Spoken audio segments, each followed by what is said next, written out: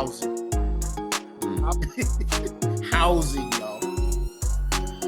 They out there shooting black kids, freshmen out there. No, they don't have their parents there to tell them what's good and what's bad, and they just acting a fool about housing. And then you go to the big universities like Harvard, and what's the other one? Those big universities that they're having things going on about Israel and Pakistan. Mm-hmm. So that's what they're having, and we're down there talking about housing. Mm-hmm. That's what we're talking about. Yeah. And, there's a way to protest and there's a way to act a fool. And even when Martin Luther King was marching, that was one of the things that they were emphasizing was, hey, we want peaceful marches. We got things to talk about. There are issues that need to be addressed, and housing may be one of them. However, there's a way to do it. There's a process to do it. And normally they won't do it the right way. They just out there getting arrested, cussing, trying to get with beat up the cops and all kind of stuff like that was going on in that thing. Mm-hmm. Yep. That's what happened. Some people just want to tear stuff up. Yeah, mm-hmm. That's all it was. Yeah. They go in the crowd and they don't even have anything to do with the agenda, but they just want to be there so they can be disruptive. Mm-hmm. And part of our community, we got to try to police that. Even if we want to actually get out and do some protests, you got to do protests, but you got to police yourself against folks like that. Mm-hmm. Is it something going on with our people? When I say our people, black folks, I'm just gonna speak for what I'm seeing in my area down here in North Carolina, parts of North Carolina. For instance, there's a mall. We got a good sized mall here where they have all of these little event centers where these kids can go and bowl and play games and all kind of stuff, man. But then all at once, always some shit break out. Every time. I haven't seen it yet. Now it may have been, but I haven't seen it. It's always us that's out there clowning. I mean, just acting a damn fool. Joe, you turn on the news, you get the same news I get, Joe. Shootings, you see the shootings going on here in Fayetteville. It's always some of us. Up in Durham, always some of us. I don't see a whole lot of the others' complexions unless they just not reporting it. Is the same thing going on in you guys' area? Is it or is it? And I think a lot of that has to do with social economics. Okay, mm-hmm. The middle class white kids, they have something to do. I don't know what it is, but they have something to do, mm-hmm. and they have activities. This is my opinion. Okay. Black folks think that the only way we can entertain our kids is on a basketball court. Mm-hmm. They need to learn to sit down and take a basket weaving class. I don't know, just be a person. It doesn't always have to be a competition. Mm-hmm. And I think we have a lot of competition in our it's just built into our DNA, if you will. Right. I don't, I want to pause you right there, Mac, on what you just said for a minute. See what the other guys here think. When you say competition, now these kids spend a lot of time playing these damn games. What is it? Xbox 5 and all this shit, Call of Duty, all these competitive games they playing, arguing and fussing and shit on these games 24/7. You think this got anything to do with it? From my standpoint, with my grandsons, they both play. Mm-hmm. And they play for a long time, and they're friends. They play with their friends. I have never seen them get into an argument or a fight. So I guess I'm going with Mac. It's got to be. What's the age? What's the age, Bob? What's the age? Huh? What's the age? Well, they've been doing it. They've been doing it for a minute. All right, one is 22. The other one's getting ready to turn 21. Okay. Okay. But they've been. And I got an 18-year-old grandson. He's heavy into games. Mm-hmm. Yeah, and you know they've been doing it for years. I mean, and don't get me wrong, I'm not a game type of person, but they are more comfortable sitting at home playing that game. They go out and play basketball or whatever, go to the gym, whatever, but they're comfortable home with that game. I think Mac hit on it, and back to what I was saying about the school and the parents. A lot of this has to do with the parents too, right? Because there's a social economic side, there's the parent side, and then our kids don't have and how to decipher what's real and not real. So when we watch the Road Runner make the Coyote blow itself up 99 times, we knew that wasn't real. It was funny to us. Right. These kids today don't understand how to decipher that kind of thing. They don't know. I got kids running around there now. They walk around there like they drug dealers rather than trying to get an education. Right. And learn and understanding that there's things ahead of you. Everybody gotta be cool. You gotta be cooler than the next guy. Right. That comes from home. He thinks that comes from your circle. That comes from your environment. Right. But I think a lot of it is that when we was growing up, we had a lot more social interaction coming up, even with cousins, whatever. Yes. And important as isolated. I see a lot of young people now, even over here, that are doing the same things that they're doing in the States with video games and stuff like that. And they've got you get these isolated young people who the first time they even interact with somebody is when they're adults. Right. And they the social coping skills. They don't know how to defuse things. They don't know how to deal with because that training is not there. You have to develop that training when you're young. Well, that's what I'm saying, Smitty.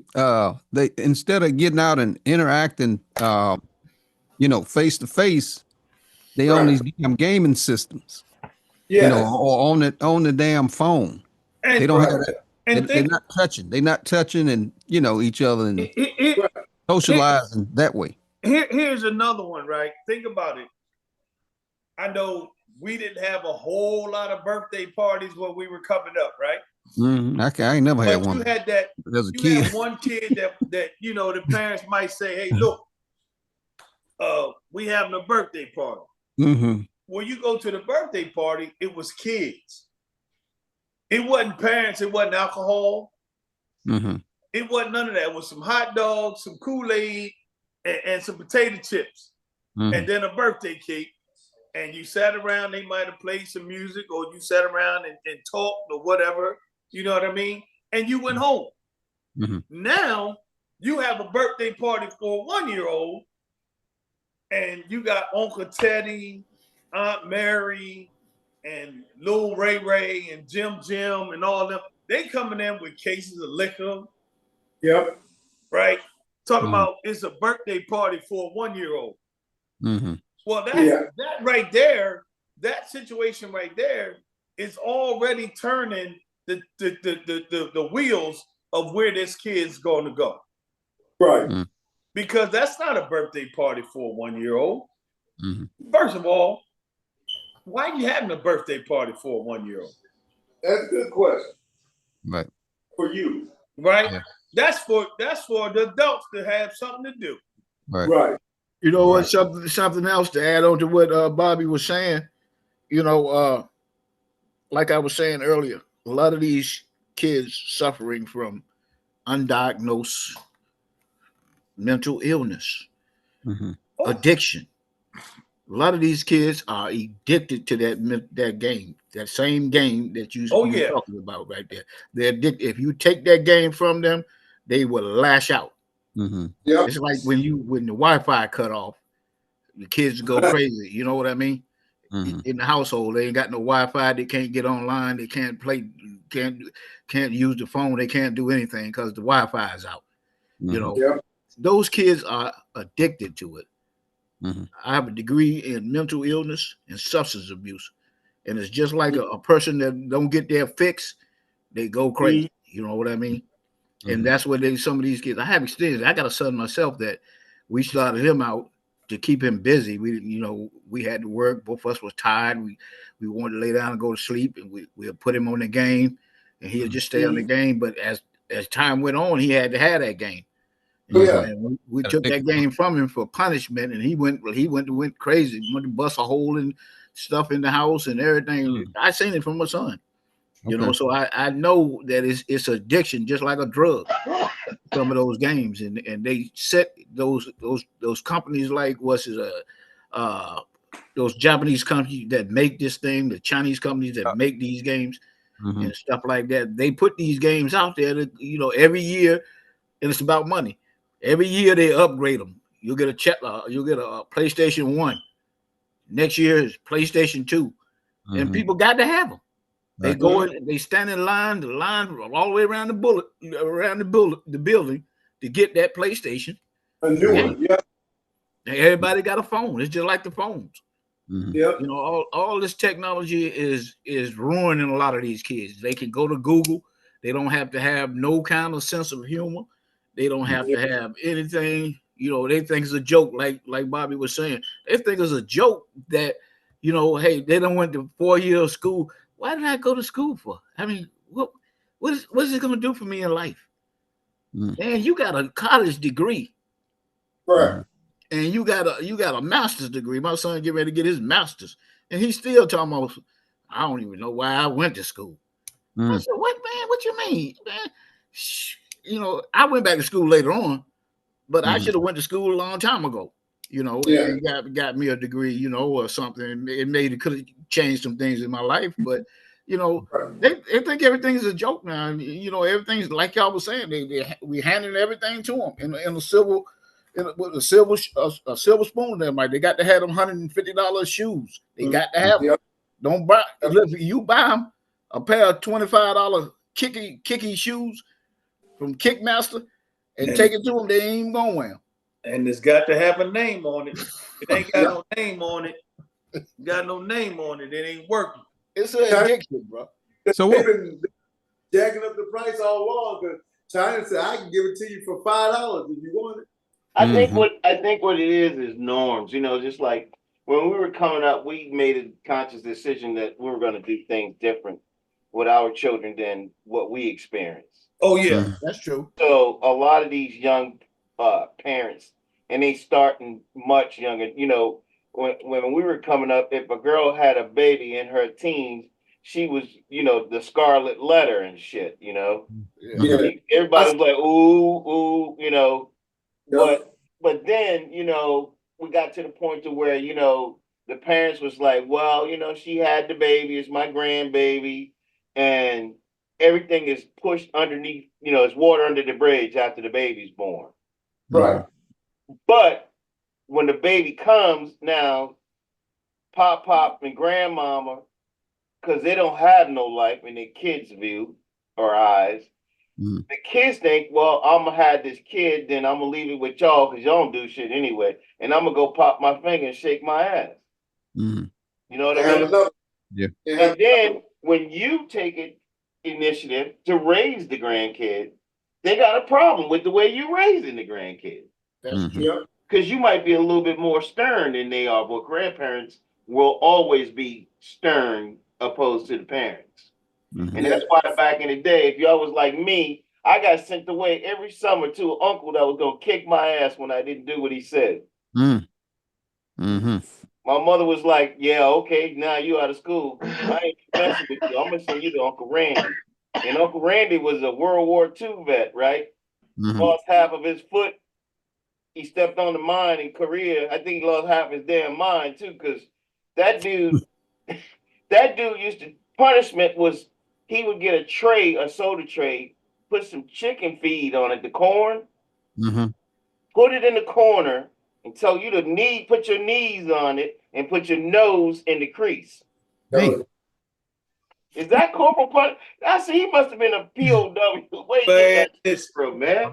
But it made sense to us because we wasn't gonna experience that shit again. Hey, Chester. Hey, Chester. I'd have told him everything he wanted to know. Hey, Ron. Listen. That sounds like some damn Vietnam waterboarded. Yeah, waterboard. It was. Yeah, and at the time, you went through that shit, man. Throughout the years, I could never put a finger on it, Yeah. So I got wise enough. I said, I'll be damned. That was corporal punishment. Yeah, shit. Hey, listen. He could have asked me anything. I'd have told him whatever he needed to know. Look, we used to go cut grass. He had a landscaping business, right? In New Orleans. And that was before technology. So we had the drawstring on the edge, right? Right. In the sidewalk, and then we had to sweep it up with the broom from the kitchen, right? And dustpan from the kitchen, and get all the clippings up and throw them on the bed in the bed of the truck. So at the end of the day, the lawnmowers are sitting on top of the grass, right? No tie down straps. We driving 20, 30 miles an hour. Oh yeah.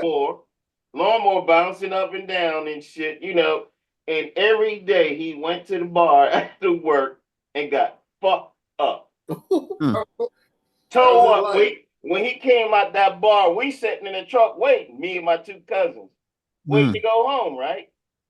When he came out that bar, he went left to go right. He got behind the wheel. Right? Dang. But he taught me a lesson. I was never gonna do nothing to get my knees on them corn. If he said go sweep the truck, I swept the truck. Shit. Growing up and seeing a lot of that stuff, Ron, to me, the incident wasn't the same as that, but it's some of the men that I grew up around only made me who I am right now. Experiencing that kind of the actions that men, used to take back in those days. There's no men role models out there. What kind of role models do we have out there for these men, these young boys out there now? And that's pretty much where I was going with it when I was saying, like, these kids don't have the capacity to know what the right and wrong, because you're not getting that. Hey, in the end, I had some bad feelings about my stepfather, but the one thing that if anybody ever asked me about him, he took me from a boy to a man by teaching me how to hammer a nail, how to use a drill, how to change oil on a car. The things that he taught me to do are invaluable. I mean, you can't put a price on them. No. But these kids today, I look at my grandson, I love him to death, but I don't think the joker know how to use a screwdriver.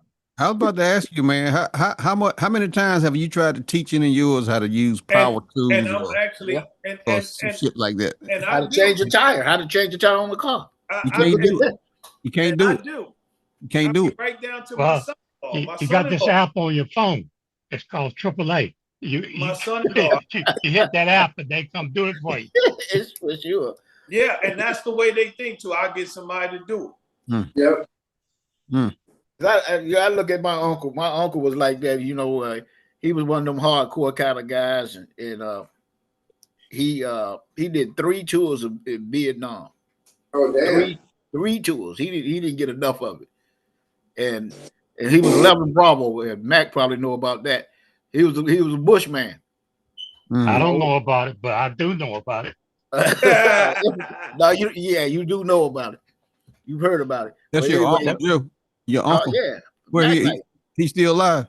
No, he passed away. He had cancer, okay. and okay. He decided he didn't want to take the chemo. Okay. He said the chemo make you sicker than the actual disease itself.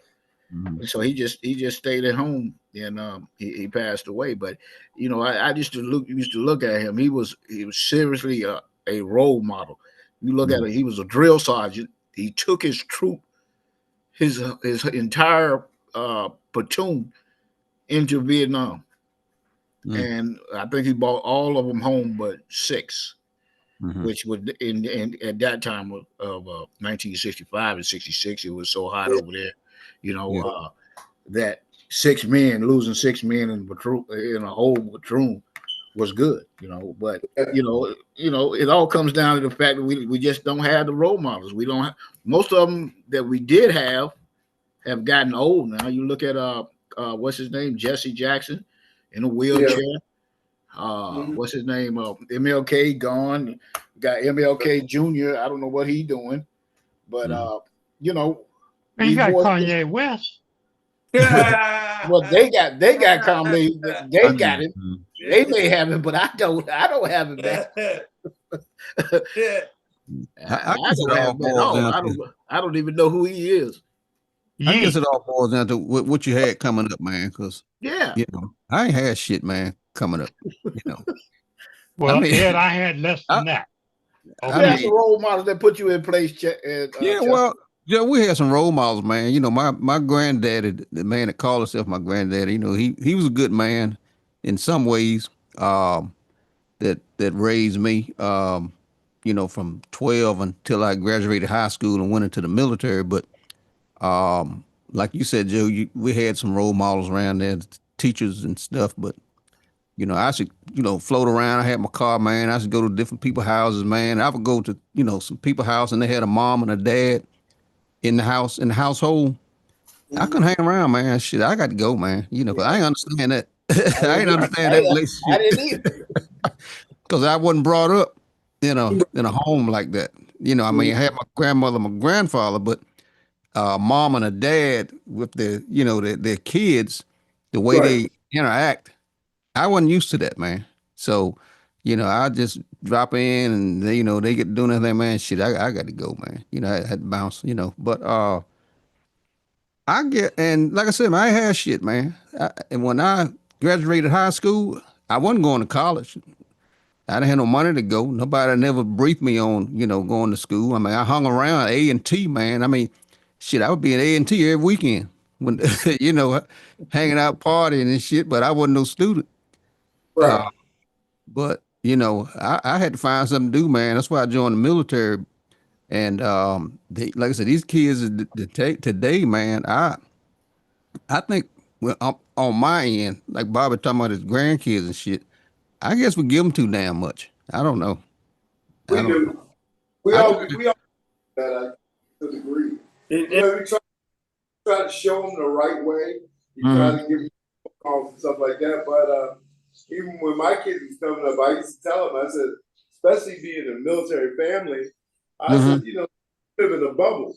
I said, and, as opposed to other black kids, we had a lot more, and they had a lot more than a lot of their cousins and stuff like that. I said, when you step outside that bubble, it's a completely different world. You need to understand it. It took a while for them to see that. Even taking them back when my mom lived in, I take them back neighborhood and they see hanging over the lines and rats and stuff like that. Hey, what is it? Yeah, this is where I come from. This is the reality of outside of the bubble. You need to understand it's also part of your world. You need to understand it. You don't live in that. You expect that everything just gonna come to you because we have. And that's one of the things you gotta do sometimes is sometimes we do a poor job of taking our kids back to where we came from. Yeah, you let them see it. You let them see it, but you didn't want to let them live through that shit. You didn't want them to have to struggle. Right. My shit came through struggle, man. Oh yeah, all ours did. Strength comes through struggle, I guess. You I remember? don't know what that. There is no true answer to that. Really. You can't break it all down and get them buck naked and let them start all over again. Mm-hmm. You know, because you know it's already there. You know, so there's no answer. Mm-hmm. Yes, I mean, every kid is different. Yeah, that's true. Yeah, you right. You gonna have those who understand quote unquote the game, and then some who think they supposed to have it. You remember the dude Teddy Riley? Mm-hmm. All right. Right. Teddy made plenty of monies in the 80s with his music. Mm-hmm. Well, he never told his kids no. So his daughter turned 16 and she wanted something and he told her no. The first time he ever told her no, he almost went to jail. Because the way she reacted to no, he had to get her. Right. And he almost went to jail for domestic violence. That's what happened to Creflo Dollar too down in Atlanta. His daughter called the police on him and said that he was kicking her ass, and he had been doing it for a while. And that was when he was at the same time was trying to get the airplane. And all of that was going on. But I think too, man, I think a lot of it is the fact that you learn what you see, you learn from what you see. But like you were saying, if you don't see it, you'll never know it. Mm-hmm. But also, peer pressure is still, big factor. And that environmental factor. And Ron, that's where I am when I say they can't decipher right and wrong. And that's where that because of the peer pressure. Listen, peer pressure is no different now than it was when we were younger. It's the same thing. They talked about your shoes. You ain't had nothing. You got all that. If you didn't have certain things or you had something that they laugh at, you got picked on every day. Mm-hmm. It's no different. It's on how you handle it. And like it was saying about giving our kids, like Chester and Smitty was saying about we show them where we came from, right? But then they've always been over here.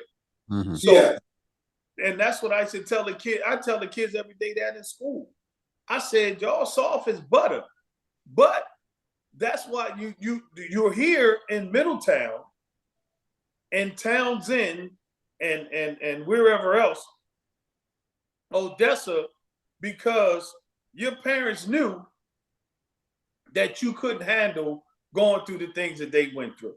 Mm. So they brought you over here and brought the big $450,000 house. That's all you know. Mm-hmm. Right. Yeah. You don't know the struggle, right? No. You be like, they want to throw every up all the time. Hey, where you from? I'm from Philly.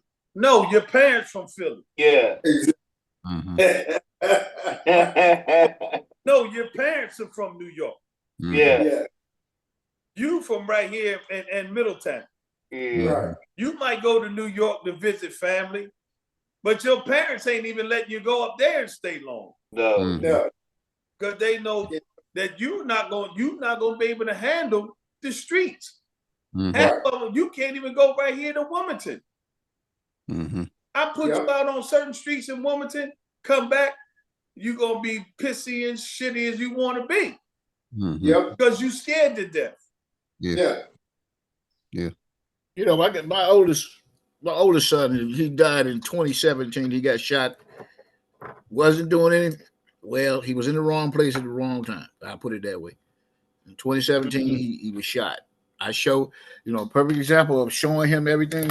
He came up kind of the same way I did. I went to school. He went in ROTC. He went back, got his GED because he didn't think school was what he wanted to do.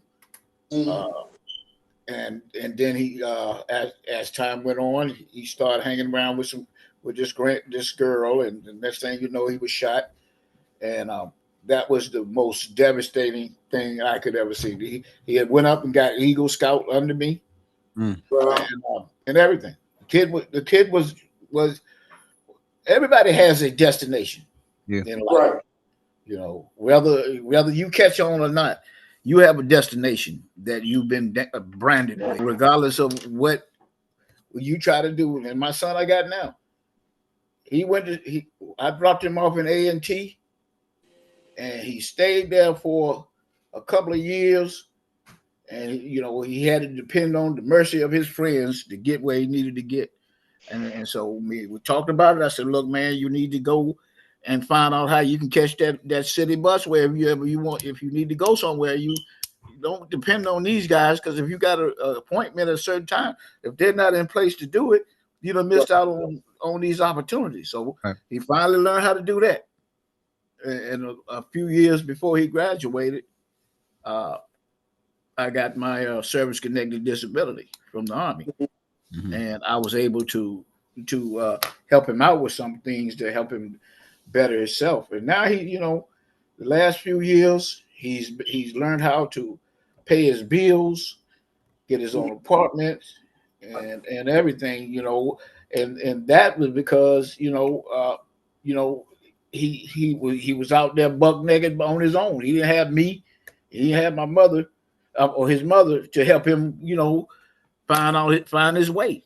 Mm-hmm. So now he's on his own. He can handle his own self out there. But I was worried one time, like somebody else was saying, that he wouldn't be able to survive out there in them streets out there like that. When I was 18 years old, I was in Hollywood, California, at 18 years old. You know what I mean? And at that time, in the 70s, in the late 70s, in California, Chester probably could tell you about this. In the 70s in California. I don't know how you in California, Joe? How you end up over there? Man, that's why I had AIT at. Oh, okay. Advanced infantry training. I took it at Monterey, California. Okay. Seaside. Yep. Yeah, man, and I'll tell you the truth. I just went crazy. I just went crazy out there in California. Mm-hmm. California is like that, though, from what I understand. But I'll tell you this: I went from New Orleans to Long Island, right?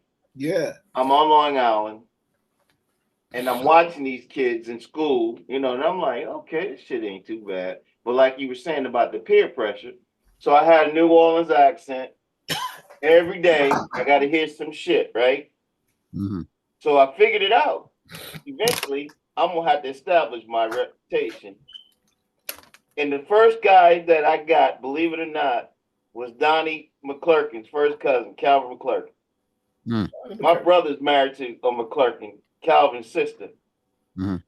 And every day he talking shit to me because my brother was going with his sister, right? So this one day he was popping shit. He turned his head. I slapped him so hard I stung him, right?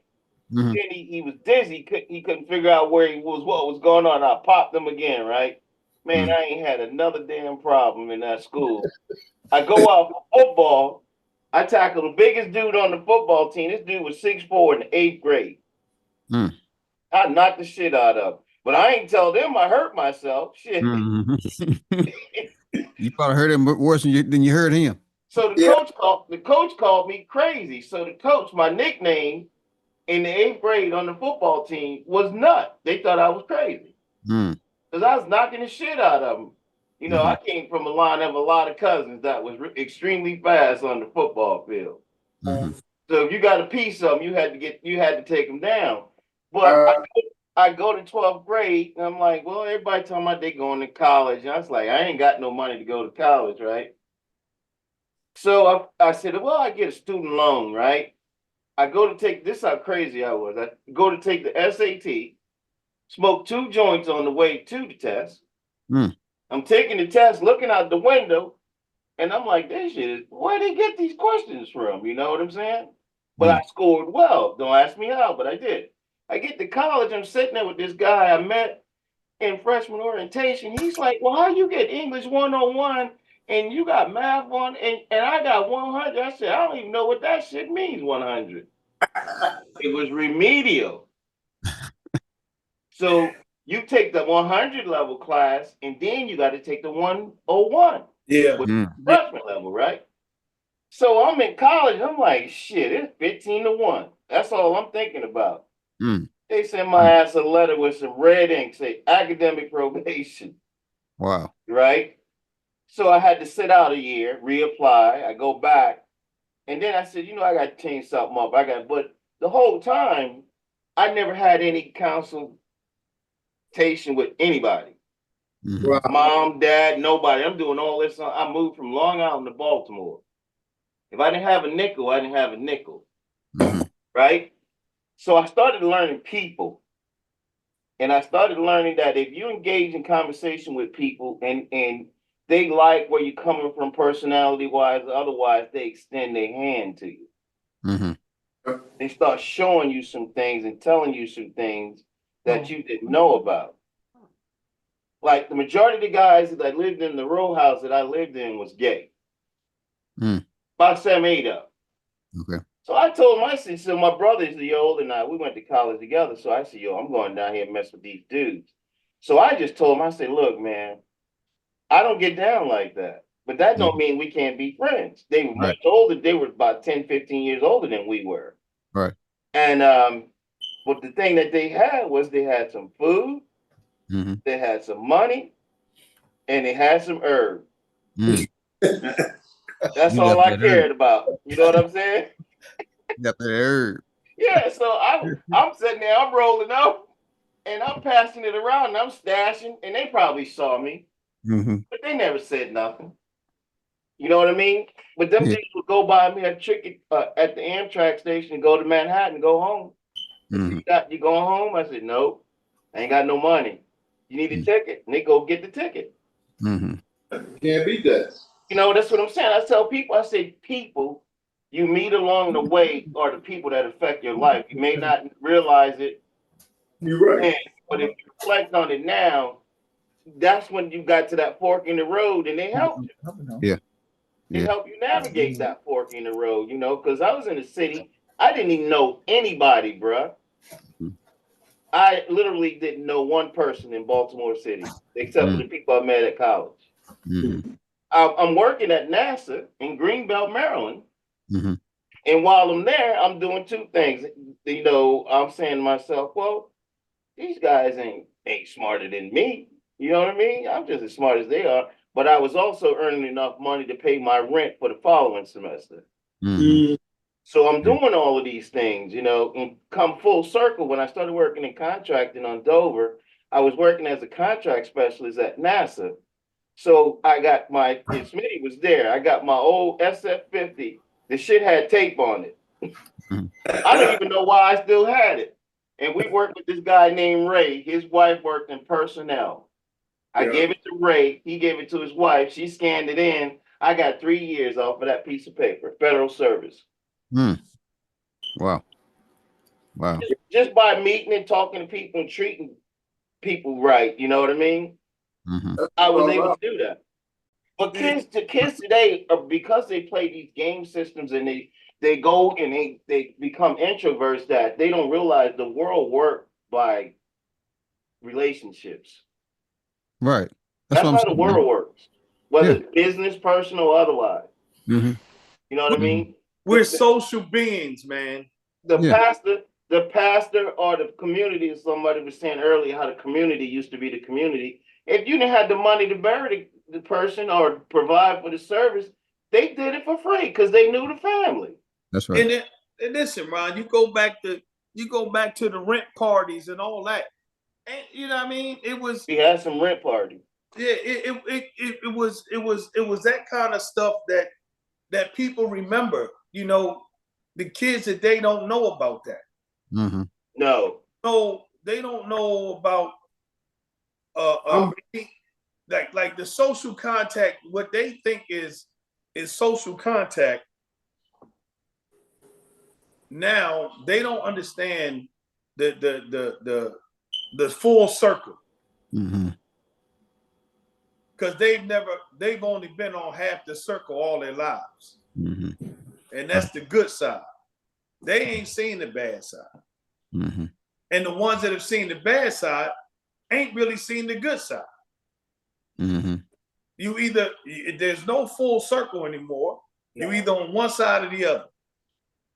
You know, because you don't get the things that you need. You don't get to see the things like and I probably said it on here before.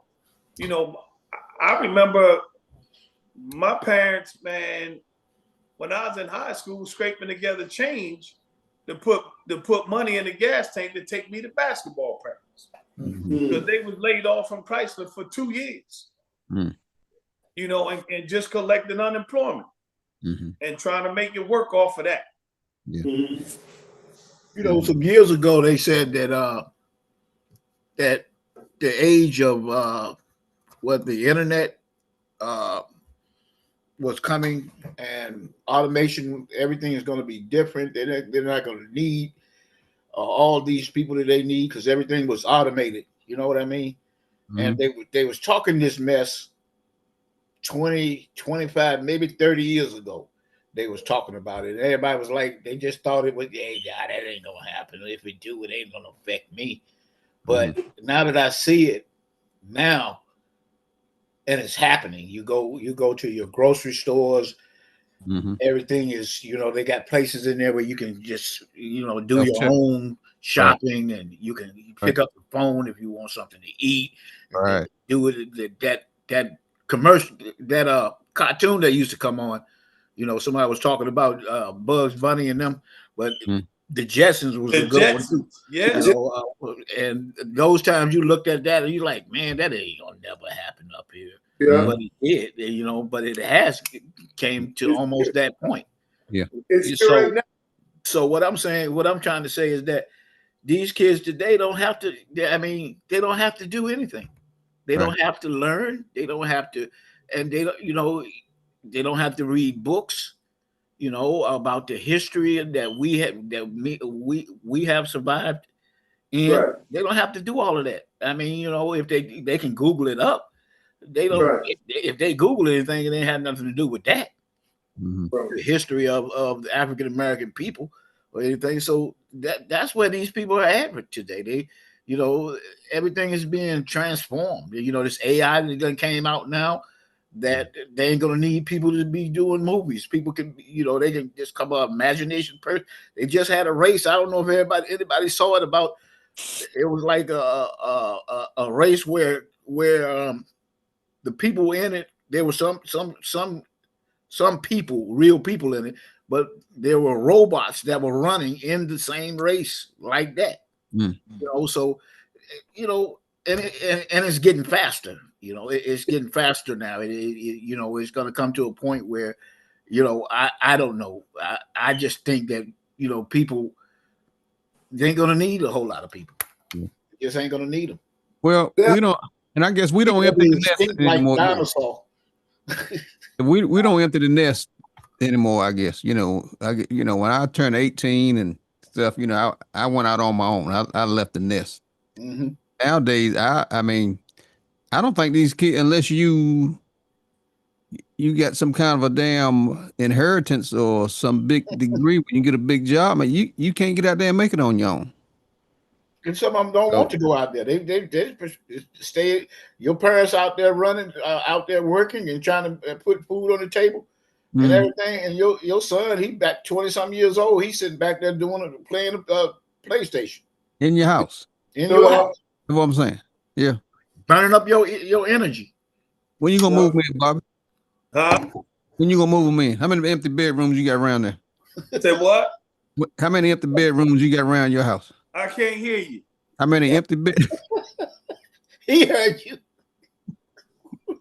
Hey, bro. Hey, bro, listen. I'm in the 55 and over community. Okay. I got you. Okay. Yeah. Hey, look, man, I'm proud of y'all, man. I ain't hear too much on Trump, Head Seth. Thank you. Man, listen, bro. Rubio, Marco, Gail King going to outer space. Head Seth. Yeah. All that old bullshit. Anyway, I'm glad you. I'm glad you. Oh slipped that Lord, I'm trying to hang it up. Go I ahead, had to Mark. put a heads up in there. I'm glad you hit that one in there about that space trip. Oh yeah. Oh, Because hey, that thing getting a lot of publicity, But they were up there all of 10 minutes, right? and it ain't 10 minutes, positive. 10 minutes, Mac. 10 Huh? minutes. I said it's getting a lot of publicity, Mac, and it ain't good. none of it, none of it good. But she missed the whole point about it. She talking about, well, it's women doing this. She missed the point that they was trying to say. If you got somebody willing to put out millions of dollars to spend 20 seconds on a ride, why don't you divert that money to some of these people that's holding signs up talking about we'll work for food and homeless and into programs and you know, we built homes. I mean, it ain't like they were up there doing research and science But look, experiments or none of that. 10 minutes. They just It's like going to Disney World and getting on a doggone ride. That's all that was. The part I couldn't get is when they landed. Mm-hmm. And they did the fake thing about kissing the ground, about opening the door, right? I don't know how it worked, but they said the door wasn't supposed to be able to open from the inside. Right? And they opened the door before Bezos got there, and they told him to close the door back. Oh, is that right? Yeah. Because he had to look like he had this special key or whatever to open the door. Well, they can't hide it because they done blew it up. And you see the door open and close, right? Listen, I tell anybody, I'll never say that they didn't go to the moon. But it's too many. If I was to take that to court, I would win. Because it's too many things. When the man walked off the thing, he said one large step for man, or one whatever step, mankind. Right? Mankind. So when he walking down the steps, they got pictures of him through the front. Right? So if I got a camera on him facing him, if he was the first one to walk down there, who the hell was taking the pictures? Bobby. The robot. Hold on, I'm not done yet. Hold on, man, because I don't know what you're talking about, man.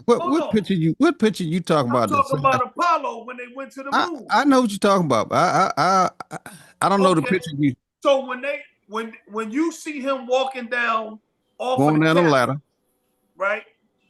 Going down the ladder, you mean? The pictures in the video that's being taken of him is in the front. Well, they probably had a picture mounted. I mean, camera mounted on the pod, man. Come on. Okay, I'll give you that because that's what other people said too. But I'm not with it. I'm gonna give you that. You look that up and send it to me. But hold on, find it. Hold up, brother. Hold up. I'm going to give you another one, and I'm gonna say, see, this is what the court of law says. All you got to do is have something. Oh, you know what? That could be right. That's all I need. So now here you go. That's it. You got cars on Earth that you don't know that can fly. Because if you hit the right thing, that joke will take off and fly. How the hell you know you're going to be able to put a car on the goddamn moon to ride around? That's all I'm saying. I'm not saying they didn't do it. They did it. What are you saying, man? I'm not saying they didn't do it. What you saying? I'm saying to you don't believe as a scientist, I don't care how good you are, how smart you are. If you tell me that gravity takes over up there, how do you know it's 1/10? This spaceship is able to land on the moon? Bob. We're still working with gravity. Right. Bobby.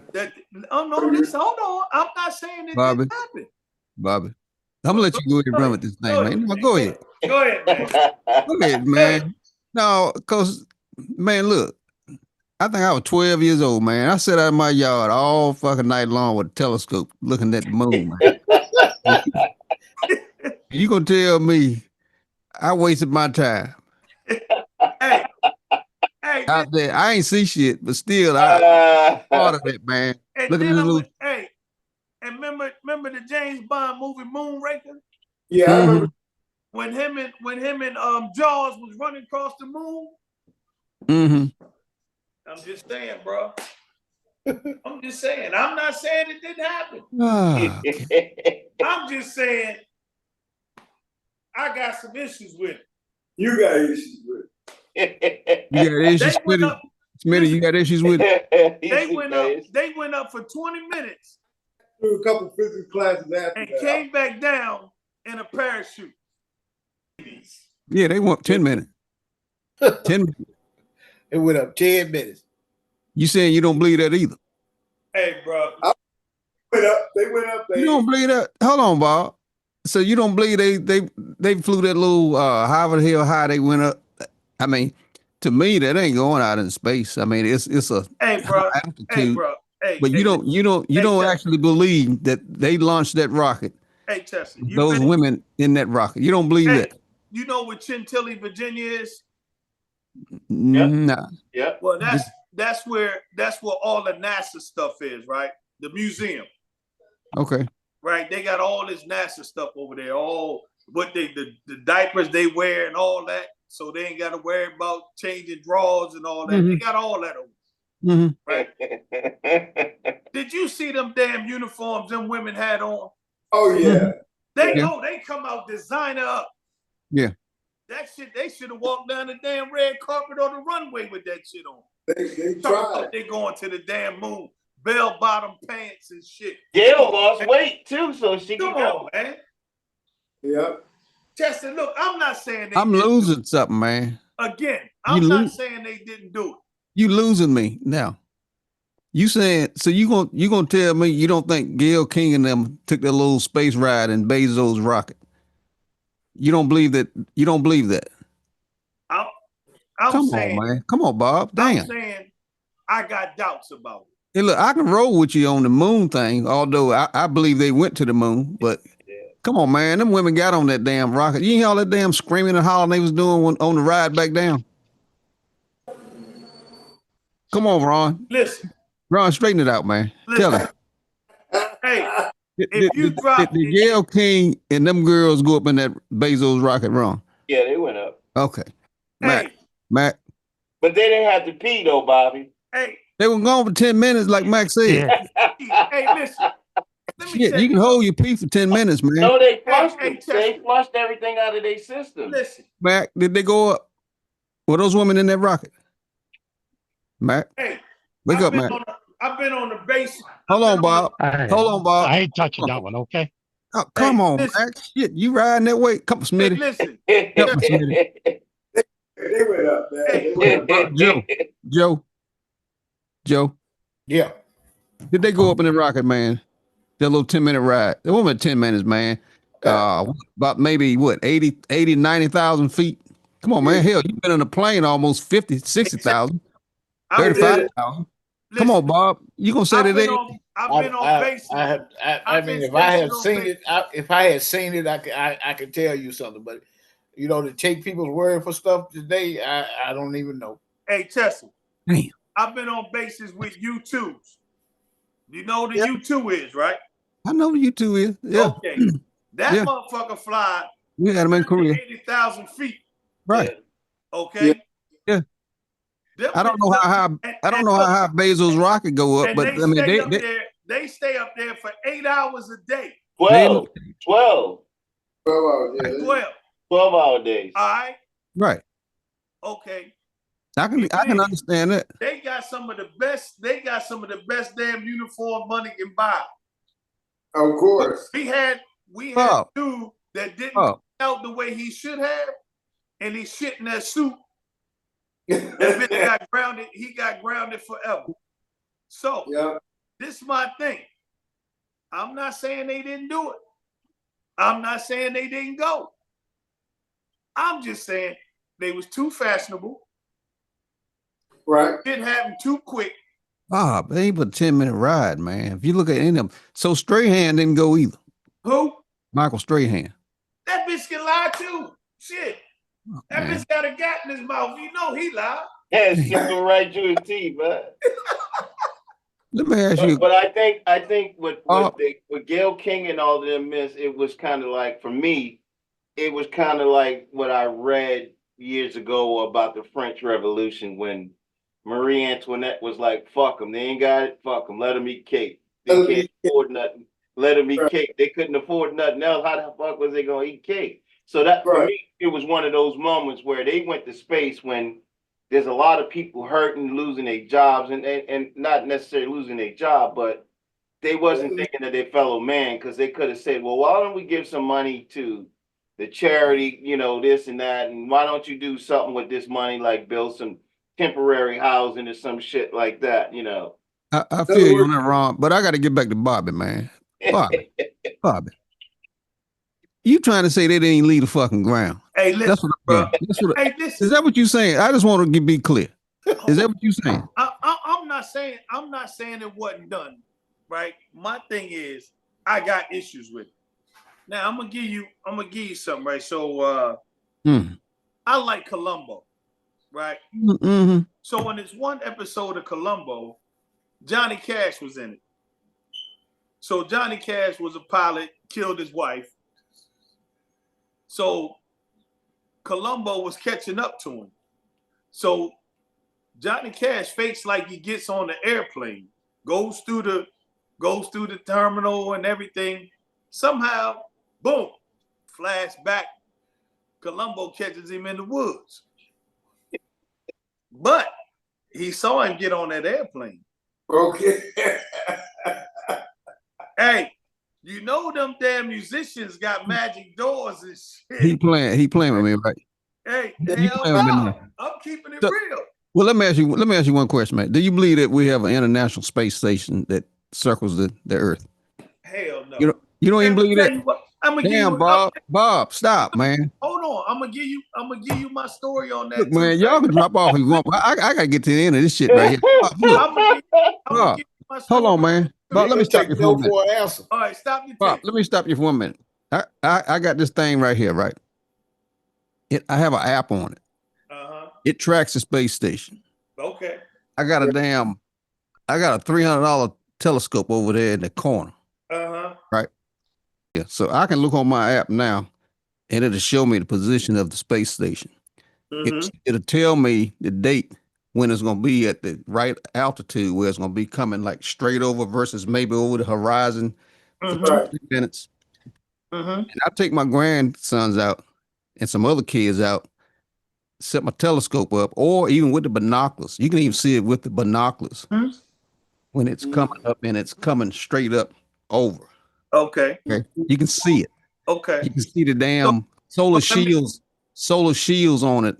Can I ask you? So you gonna tell me you don't even believe there's a fucking space station? Let me ask you this, right? Bob, man, I'm disappointed, but go ahead.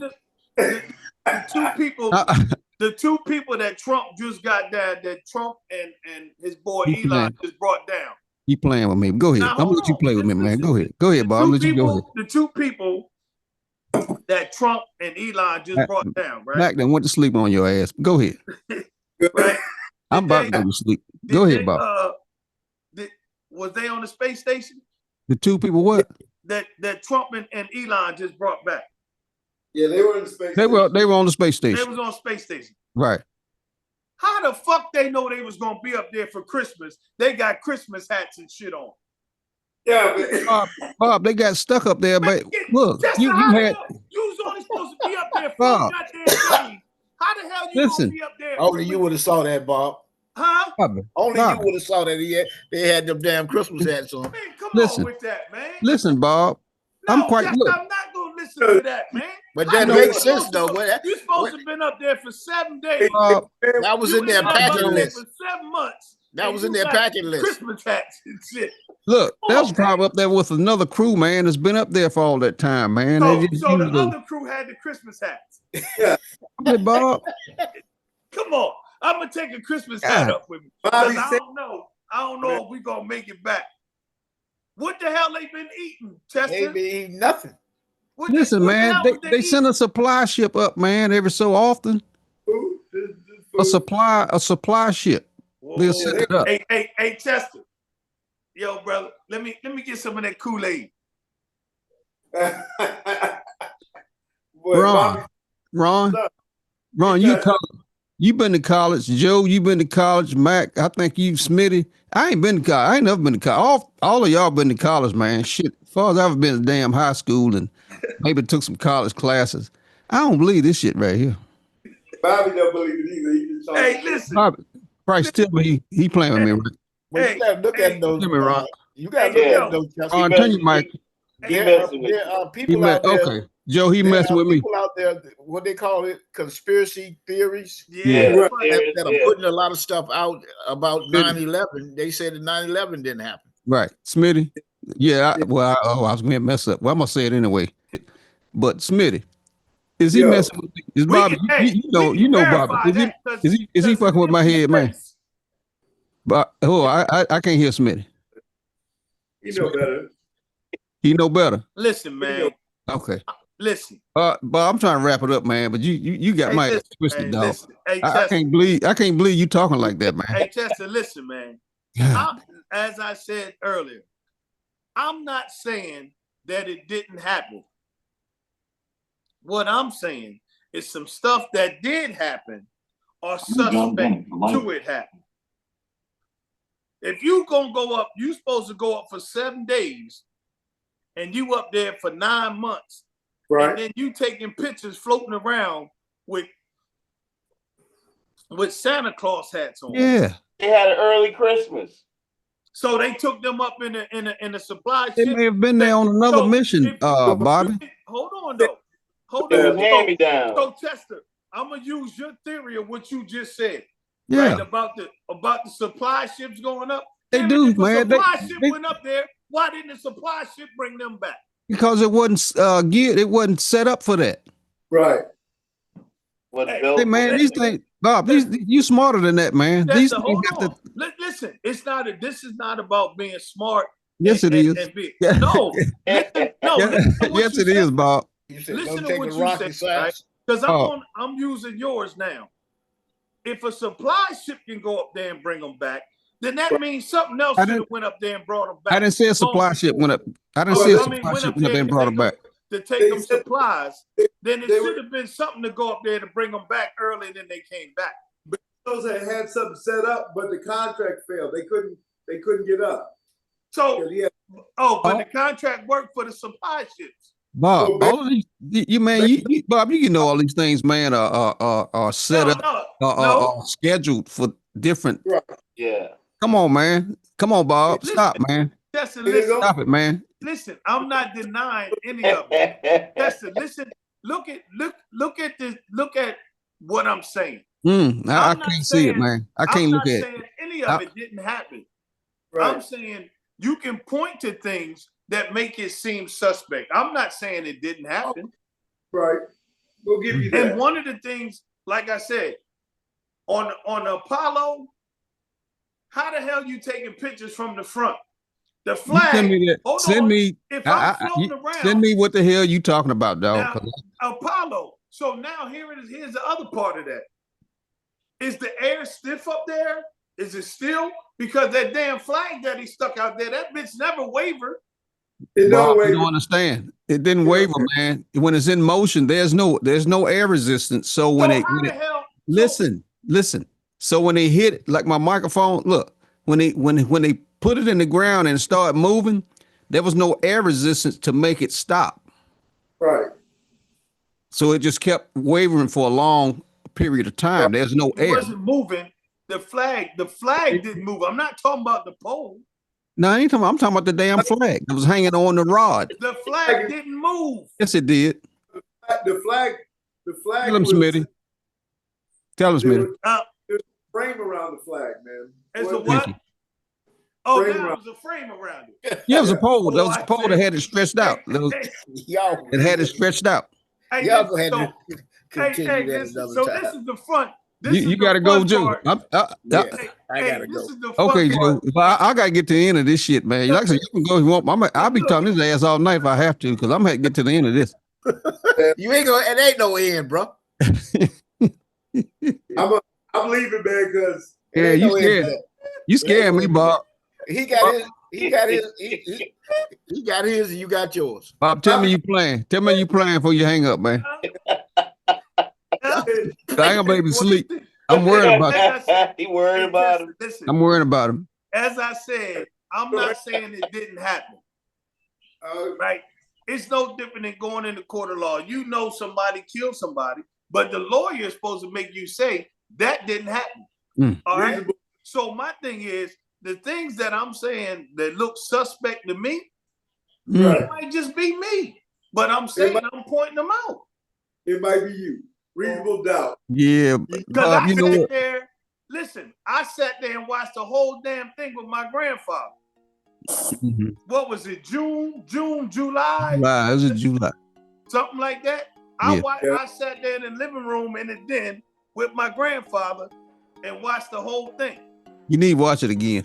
You what? How old you then? About 10, 9, 8 years old then when you watched it. You need to watch it again as a grown ass sensible adult, man. Cause you miss something, Bob. Hey, listen. I'm not saying test again. Understand what I'm saying. I want you to send me the picture that you talking about, man. Okay. You can pull it up. Nah, you said it's a bunch of them. I want to see the one you talking about. When he walking down, I'm gonna send it to you. When he walking down the damn thing, let me find it. I'm gonna send it. 11. Yeah, you send it to me. All right, fellas. I ain't gonna hold y'all, man. Bobby, I'm worried about it, man. I appreciate y'all coming and hanging out with me on the edge, man. Mac, pray for him. I got it. You ain't get me, man. I think it'll rattle him that time, bro. No, man. I hope he playing, man. Cause he gonna go get the telescope. But there's other people out there, though, Justin. Hey, Bob, I've been knowing you too long, man. I know you smarter than that, man. You smarter than that, dog. I'm gonna let y'all go, man. I appreciate it. Y'all. Yeah, Bob. I might call you on the private line, man. We're going to discuss this a little bit more, man. Okay.